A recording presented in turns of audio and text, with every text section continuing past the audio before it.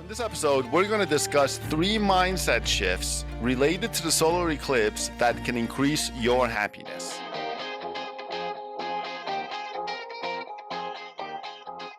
Welcome back to the Contemporary Happiness Podcast, the podcast where we discuss the art and science of happiness in contemporary society. I'm your host, David Nima. I'm a happiness coach. And in today's episode, we are going to talk about what the solar eclipse can teach us about happiness, about nature, about perspective, and about superstition and authority. So let's get right into it. Now, on April 8th, 2024, as you might know, a total solar eclipse is happening in the United States. I will be traveling to the path of totality, and I will be posting pictures and videos about my experience, so make sure to like and subscribe to the channel. Now, I was fortunate enough to catch the 2017 eclipse in Oregon, and I can truly say that it was one of the most significant, life-changing events in my life. And it made me happier. So in this episode, we're going to discuss 3 mindset shifts related to the solar eclipse that can increase your happiness. So the first thing that's related to the eclipse and happiness is nature, okay?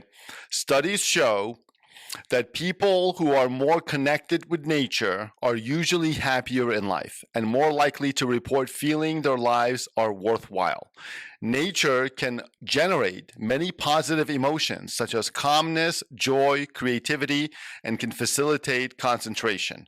Okay, so these are, I think the recent science is telling us that being in nature and being connected to nature, feeling connected to nature, is certainly a positive factor in terms of increasing your overall happiness. Unfortunately, in modern society, a lot of people, they are not exposed to nature as much as some of our ancestors used to be. This is probably because some of us live in major cities, right? So-called concrete jungles, for example. Places like New York or Hong Kong or any other major city, you're not really as exposed to nature as you otherwise would be, or you would be, hundreds or thousands of years ago. Also, we have our cell phones now and computers, and where our heads are totally in our screens most of the time.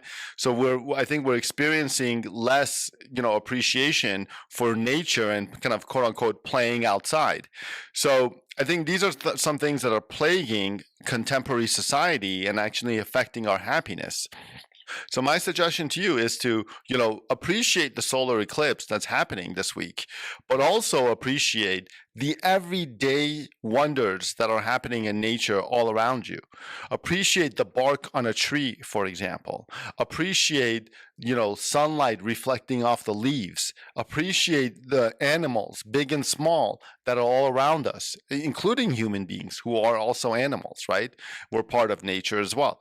But, appreciate a full moon, right? Appreciate a sunrise or a sunset, and just really try to be a little bit more in tune with nature. And I think that'll tremendously increase your happiness. Next item about the solar eclipse that I think is related to happiness is perspective. When I witnessed the total eclipse in 2017 in Oregon, and I saw the shadow of the moon kind of rolling into the area that I was at, I mean, the perspective that I gained through that experience is unimaginable. I was looking up at this black sun, so to speak, and 2 celestial bodies that I'm pretty familiar with, the sun and the moon, kind of together in a way that I've never seen it before. And it really kind of made me feel, who I am, right? What I am. What am I? I am a living specimen on this planet, right? And there's other planets out there. There's other celestial bodies out there. There's a whole universe out there, right? And not to mention, there's an entire animal kingdom here, in addition to human beings. And it just gave me a tremendous sense of perspective in terms of, how temporary life is, for example. What really matters in this world, right? What matters is the sky that we're looking at that time, right? What matters is the air that we're breathing, right? What doesn't matter is things like fashion, for example, or, your relationship drama, right? Or, how much money you have in the bank. Okay. So a lot of these things really kind of fall into perspective, so to speak, when you start to appreciate the natural wonders in the world, including the total eclipse. The next item that I want to talk about related to happiness and the eclipse is superstition and folklore and rituals. Okay. Now, if you Google or you ask ChatGPT, for example, what are some of the major superstitions related to the solar eclipse, you'll get a nice list of various superstitions throughout history that when our ancestors witnessed a solar eclipse or a total eclipse, they basically created stories to try to explain and justify this natural phenomenon, right? And I think that's very interesting because obviously I think in modern society, we now know that, why an eclipse happens, right?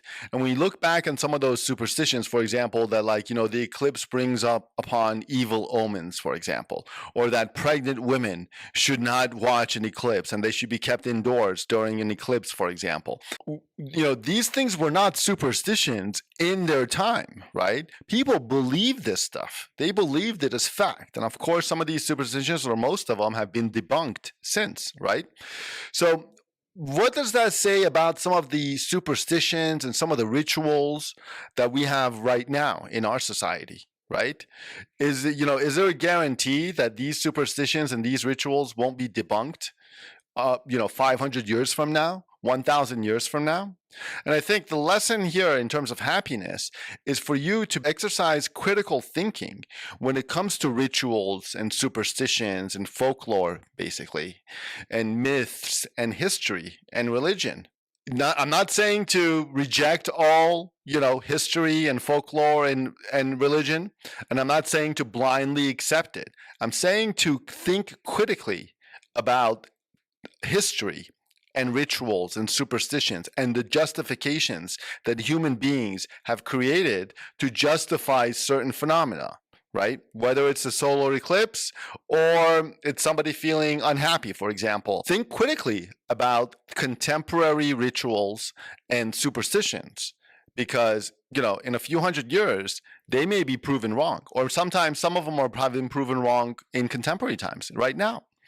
So I think that's another happiness lesson to be learned from the solar eclipse that's happening. So that's it. So I think that's what I think. Those are a few parallels between happiness and the solar eclipse that I think you might find interesting. If you like this video, make sure to like, share, and subscribe to the Contemporary Happiness Podcast on YouTube.